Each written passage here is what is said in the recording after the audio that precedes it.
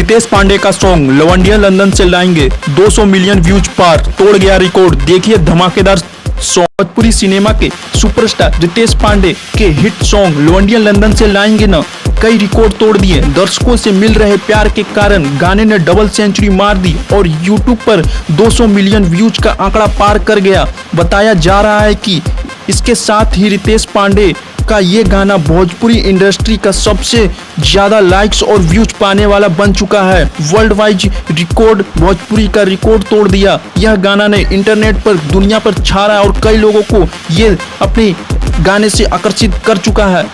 इस मौके पर भोजपुरी इंडस्ट्री के कई कलाकार और फैंस रितेश और वर्ल्ड वाइड रिकॉर्ड के ओनर रत्नाकर कुमार को बधाई दे रहे हैं। साथ ही रितेश ने भी अपने सभी फैंस को भोजपुरिया दर्शकों को दिल से शुक्रिया अदा किया है। दावा किया जा रहा है कि ये वीडियो सिर्फ भारत में ही नहीं लंदन में भी देखा जा रहा है और काफी लोग इसके फैन हो चुके हैं। गाने को यूट्यूब चैनल पर साल 2020 के अंत में यानी कि 31 दिसंबर को रिलीज किया गया था और तब से लेकर लगातार गाना वायरल होता ही आ रहा है।